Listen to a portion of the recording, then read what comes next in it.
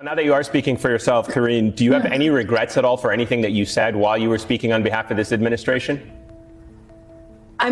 Look. It's just it's a simple yes or no. You don't even know. No, because you're asking for a yes or no question. I want to put some context to it too. I woke up every day. I woke up every day very proud to be the White House press secretary. I woke up every day as a Black woman who is queer, who no one had ever seen someone like me at that podium standing behind that lectern. It was an honor and a privilege to have that job. And I did it to the best of my abilities. And I spoke for the President of the United States, a person that I believe was a decent person. We did not get everything right. No one is saying we got everything right. No one is saying that we got everything right. No one is saying that.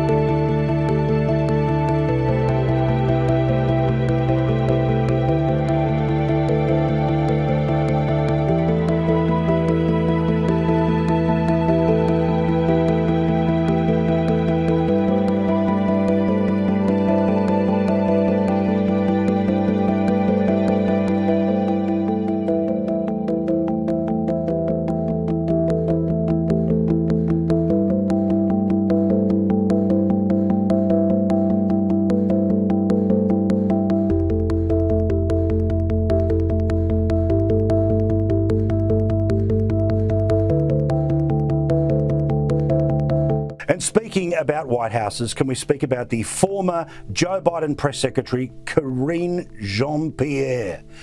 She was a terrible White House spokesperson. She had to read all of the time. But now she's got a book out, she's promoting it, and she's not a Democrat anymore. She's independent.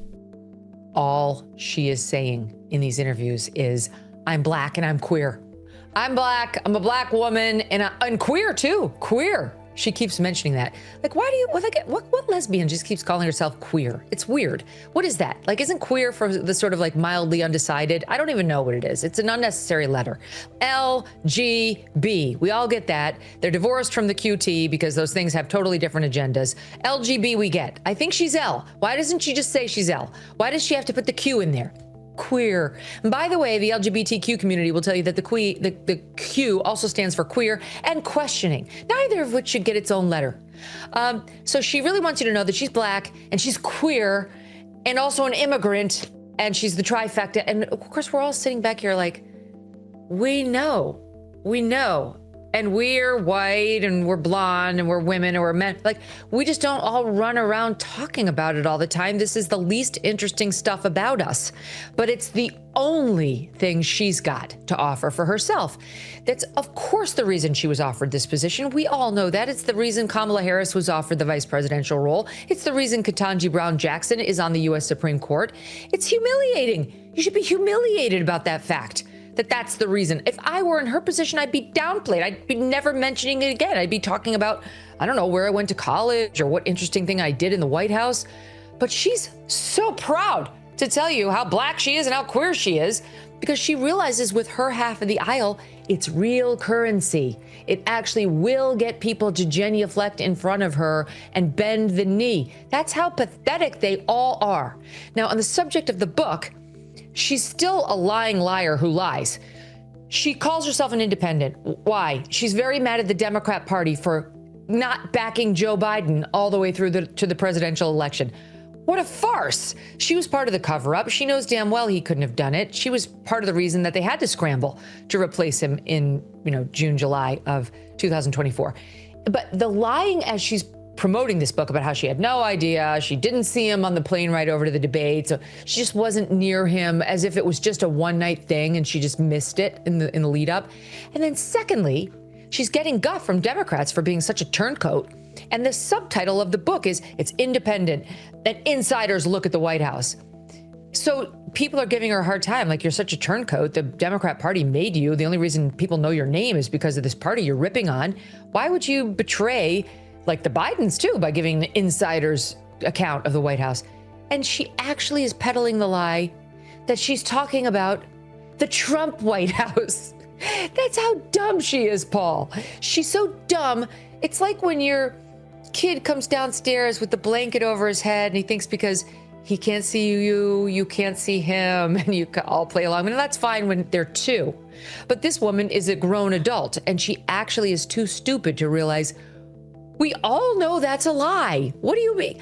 Why would you subtitle your book An Insider's Look at the Trump White House? Which, by the way, makes no sense because you have no insider's perspective on that whatsoever. So I don't know who's buying this book. Probably not many people. And I guess my only thought on it is it's been good for the laughs on the identity politics reminder.